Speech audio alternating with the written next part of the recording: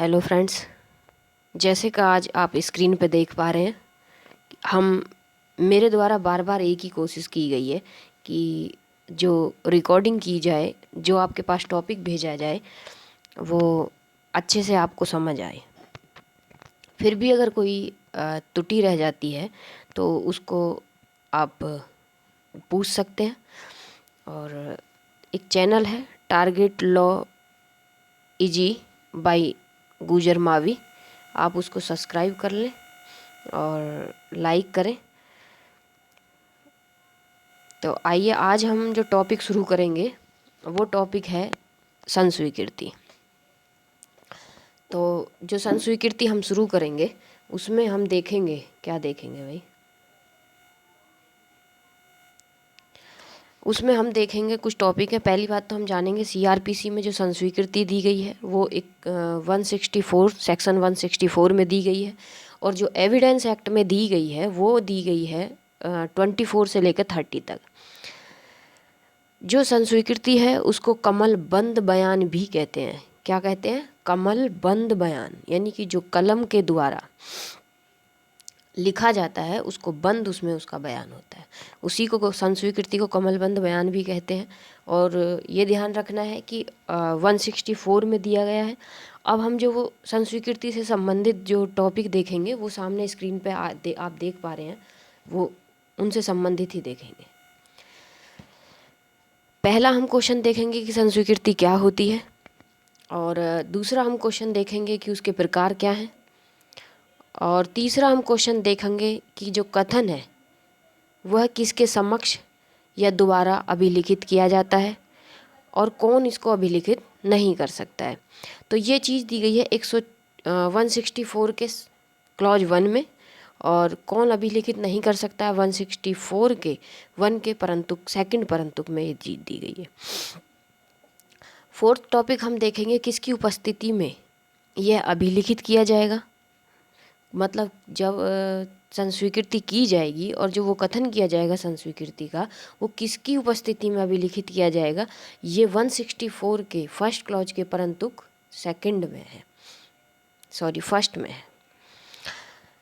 तो उसके बाद में हम देखेंगे जो पांचवा टॉपिक देखेंगे कब अभिलिखित किया जाएगा। ये जो संस्वीकृति है, जो उसका कथन है वो कब अभिलिखित किया जाएगा। थोड़ी सर्दी ज़्यादा है तो आप कोशिश करें कि ठंड में बैठे बैठे थोड़ी तैयारी करते रहें, बस आपकी हेल्प हो इसी वजह से ये वीडियो बनाया जा रहा है। आगे देखेंगे आपकी कब अभिलिखित किया जाएगा इसको, तो 164 के फर्स्ट क्लॉज में ही ये दिया गया है कि इसको कब अभिलिखित किया जाएगा। उस सिक्स टॉपिक हम देखेंगे जो संस्वीकृति है अब अभिलिखित करने से पूर्व जो अपनाई जाने वाली सावधानी है। जो मजिस्ट्रेट है वो संस्वीकृति के कथनों को अभिलिखित करने से पूर्व वो क्या सावधानी उसमें बरतेंगे। के बाद में सातवां हम टॉपिक देखेंगे जो संस्वीकृति अभिलिखित करने से पूर्व जो अपनाई जाने वाली जो सावधानी मजिस्ट्रेट क्या क्या करेगा, वो 164 के 2 और 164 के 3 में दी गई है। उसके बाद में हम सातवां टॉपिक देखेंगे कि जो संस्वीकृति है वो किस प्रकार अभिलिखित की जाएगी। तो वो देखेंगे हम किस टाइप से उसको लिखा जाएगा। वो लिखा जाएगा संस्वीकृति जो है 164 के 4 में और 164 के 6 में, और उसके साथ रेड विद हम करेंगे 281। जो संस्वीकृति है, जो उसके कथन है वो किस टाइप से लिखे जाएंगे, किस प्रकार लिखे जाएंगे, ये बात बताई गई है 164 के क्लॉज 4 में। और कैसे उसके साथ में सेक्शन 281 पढ़ेंगे और 164 6 पढ़ेंगे। उसके बाद में आठवां हम टॉपिक देखेंगे, वो देखेंगे संस्वीकृति से संबंधित ही, संस्वीकृति से भिन्न कथन या अभिलिखित किस प्रकार किया जाएगा। अगर संस्वीकृति से भिन्न कोई कथन है, संस्वीकृति से भिन्न अगर कोई कथन है उसको किस प्रकार से अभिलिखित किया जाएगा, ये हम देखेंगे 164 के क्लॉज 5 में और 5A में देखेंगे। तो इस प्रकार जो स्क्रीन पर आप देख पा रहे हो उसी को हम देखेंगे।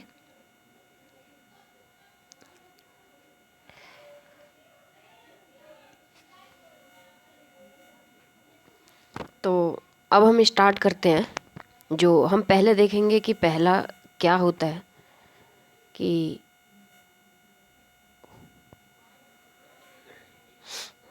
पहला देखेंगे कि जो संस्वीकृति है वो क्या होती है, संस्वीकृति क्या है, पहला हम ये देखेंगे।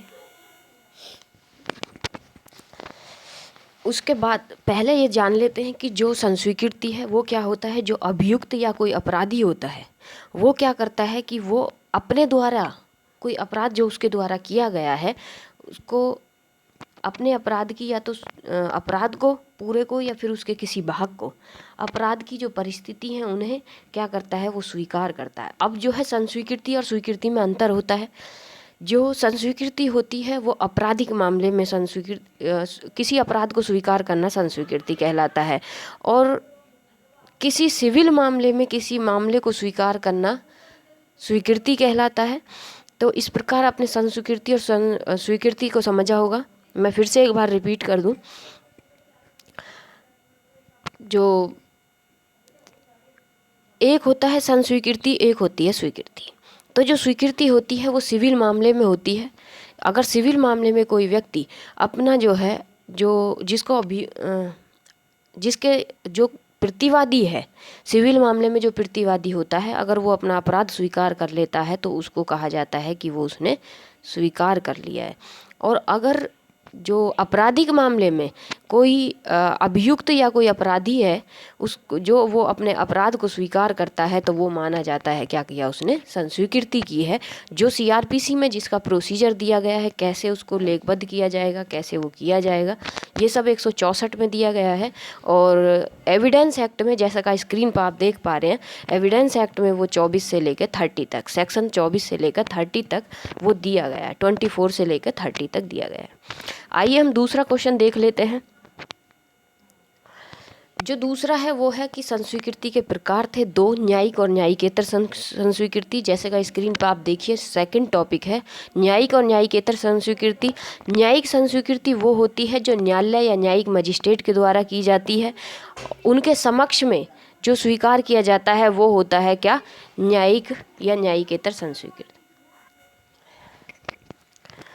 न्यायिक और न्यायिकेतर संस्वीकृति आप समझ रहे होंगे। जो न्यायालय में मजिस्ट्रेट के समक्ष की जाती है वो होती है न्यायिक संस्वीकृति, और जो न्यायालय के बाहर की जाती है वो न्यायिकेतर संस्वीकृति होती है।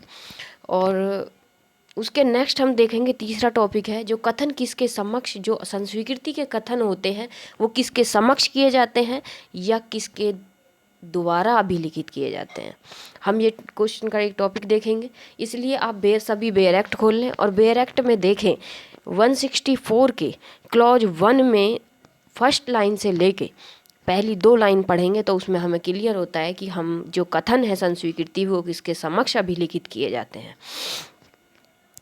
संस्वीकृति के जो कथन है वो महानगर मजिस्ट्रेट यानी कि MM यानी कि मेट्रोपॉलिटन मजिस्ट्रेट और न्यायिक मजिस्ट्रेट के समक्ष किए जाते हैं।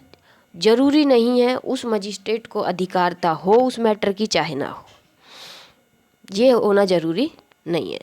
अच्छा, उसके नेक्स्ट हम देखेंगे कि जो स्क्रीन पर देखिए जैसे का लिखा हुआ है अभिलिखित नहीं किया जाएगा, तो उसकी सेकंड हम लाइन देखेंगे तो वो है परंतुक है। 164 का 1 का परंतुक है कि जो पुलिस अधिकारी है अगर उसको मजिस्ट्रेट की शक्ति प्राप्त है तो वो जो है उस कथन को अभिलिखित नहीं कर सकता है, क्योंकि उसको मजिस्ट्रेट की पावर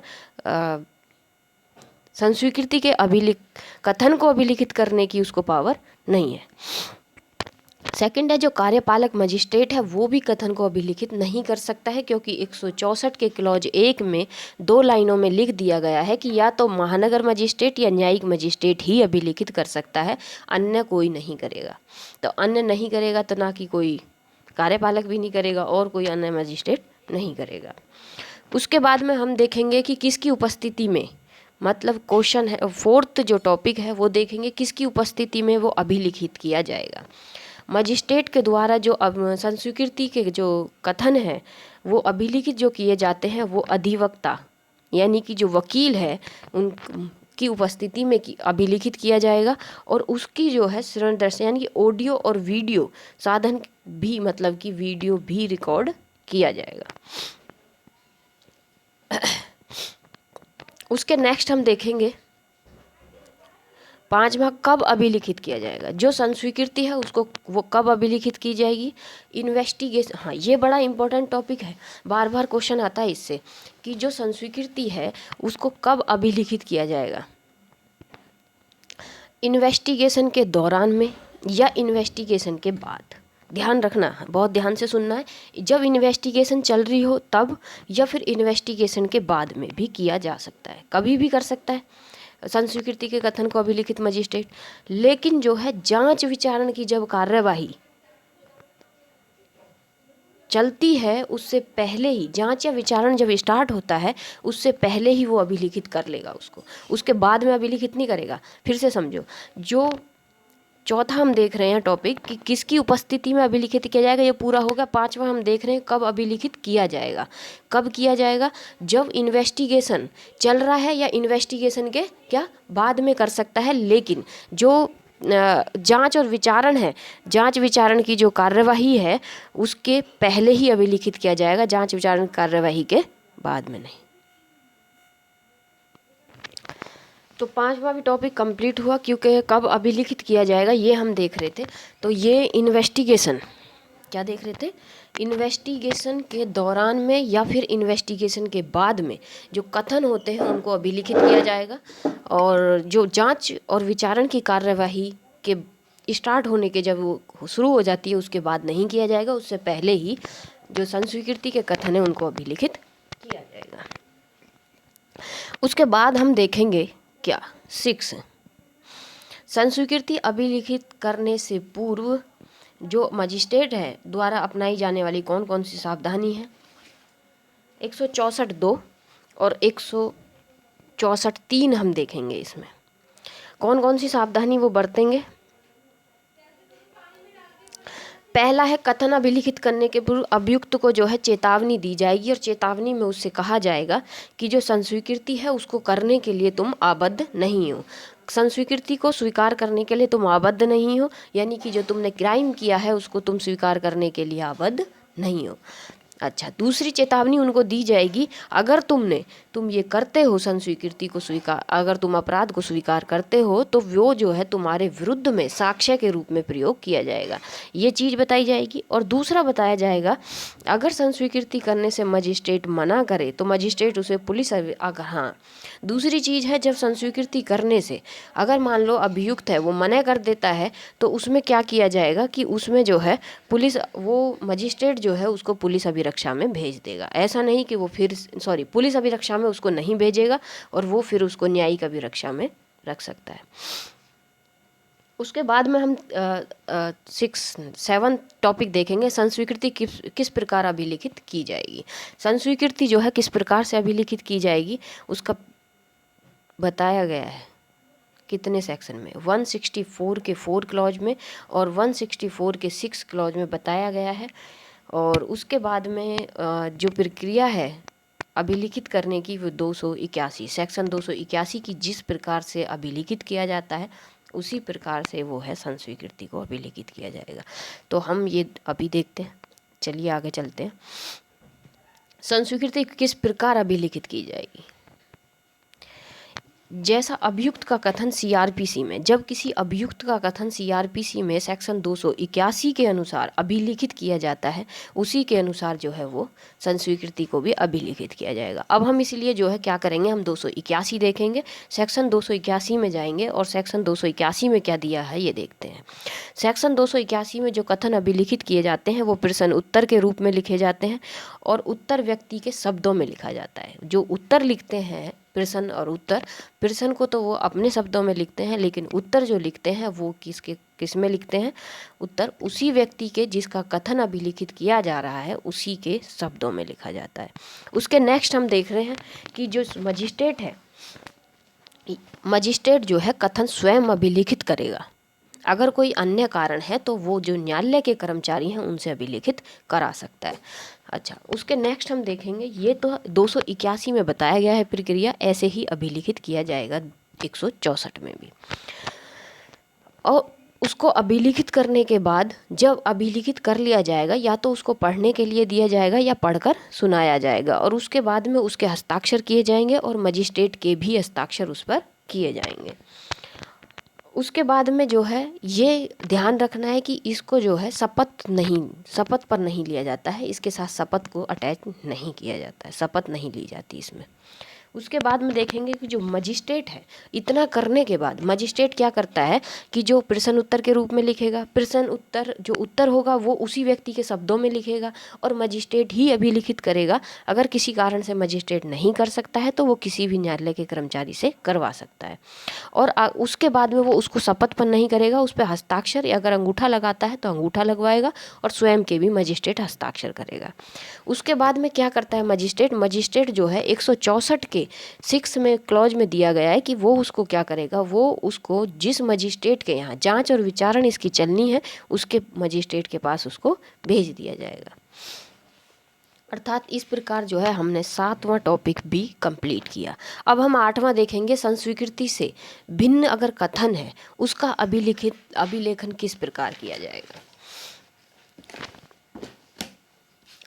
संस्वीकृति का जो कथन है वो अभिलिखित करना मैंने आपको अभी बताया, जैसे का 164(4) और 281 बताया, 164(6) बताया। अब उसके बाद में जो संस्वीकृति से भिन्न अगर कोई कथन है उसका अभिलेखन किस प्रकार किया जाएगा वो 164 के 5 और 164 के 5A में बताया गया है। तो 164 का 5 में भिन्न कथन का अभिलिखित किस प्रकार किया जाएगा, उसी प्रकार अभिलिखित किया जाता है जिस प्रकार से किसी साक्षी के कथन की जांच या विचारण के लिए अभिलिखित किया जाता है। अब क्या बोला मैंने, जो संस्वीकृति के जो कथन है वो तो ऐसे अभिलिखित किए जाते हैं जैसे किसी अभियुक्त के कथन 281 में अभिलिखित किए जाते हैं CRPC में। और जो संस्वीकृति से भिन्न अगर कथन है और अभियुक्त उनको कर रहा है तो वो ऐसे अभिलिखित किए जाएंगे जैसे साक्षी के कथन होते हैं, जैसे एक विटनेस के कथन को अभिलिखित किया जाता है वैसे किए जाएंगे। और जांच और विचारण में जैसे अभिलिखित किए जाते हैं। उसके बाद में हम देखेंगे कि जो क्वेश्चन जो संस्वीकृति से भिन्न जो कथन होते हैं वो साधारण प्रश्न अगर साधारण है तो प्रश्न उत्तर के रूप में नहीं लिखेंगे, लेकिन अगर वो कोई महत्वपूर्ण प्रश्न है तो उनको वो प्रश्न उत्तर के रूप में मजिस्ट्रेट लिखते हैं। उसके बाद में हम देखेंगे जो भिन्न कथन है संस्वीकृति से उनको जो है साक्षी के कथन अभिलिखित किए जाने से पूर्व उनको शपथ दिलाना, मतलब कि ये है कि जो संस्वीकृति के कथन है उनको शपथ नहीं दिलाई जाती है, शपथ पर नहीं लिए जाते हैं, कथन अभिलिखित किए जाते हैं। लेकिन संस्वीकृति से भिन्न जो कथन होते हैं उनको किस पे लिया जाता है, शपथ दिलाई जाती है, शपथ पर लिए जाते हैं। उसके बाद में हम देखेंगे संस्वीकृति से भिन्न कथनों में 164 के क्लॉज 5A देखेंगे, जिसमें यदि कोई अपराध जैसे 354 महिला से संबंधित अपराध है, 376 ABCDEF और 509 सेक्शन 509 IPC, ये अगर अपराध हैं तो न्यायिक मजिस्ट्रेट क्या करेगा, कथन को अभिलिखित करेगा। किस रीति से, वही रीति जो संस्वीकृति से भिन्न अगर कथन अभिलिखित किए जाते हैं 164(5) में, उसी रीति से करता है। लेकिन इस मामले के जो कथन होते हैं उसमें मजिस्ट्रेट जो है जैसे ही पुलिस अधिकारी को सूचना मिलती है उसके तुरंत बाद ही उनके कथनों को अभिलिखित किया जाता है। जैसे ही पुलिस को जानकारी में लाया जाता है, पुलिस की जानकारी में इन अपराधों से संबंधित अभियुक्त को लाया जाता है तो वो उसी समय उसकी क्या कर लेते हैं, अभिलिखित मजिस्ट्रेट के द्वारा उसके कथनों को किया जाता है।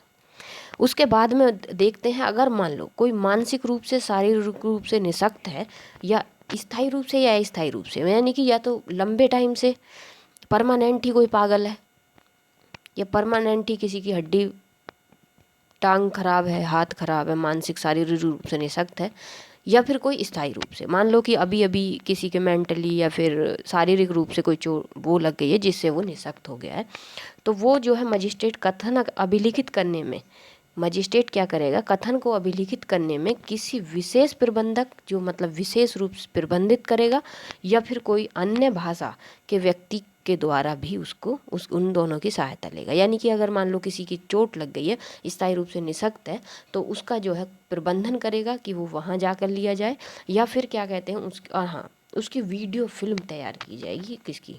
अगर 354, 54A, 54B, 354D और 376A, B, C, D IPC के अपराधों का अगर किया जाता है तो पहली बात तो उनको तुरंत, जैसे ही पुलिस को जानकारी होती है तो तुरंत लिया जाता है। दूसरा जो है क्या कह रहा है कि दूसरा कहता है कि वो जो है उसकी वीडियो भी बनाई जाएगी। धन्यवाद। इस प्रकार जो है संस्वीकृति मेरी तरफ से तो समाप्त हुई है, और अगर कुछ बचता है तो उसको हम केस लॉ इसमें बचते हैं जिसको हम देख लेंगे, लेकिन अभी आप इतना ही तैयार करें। धन्यवाद।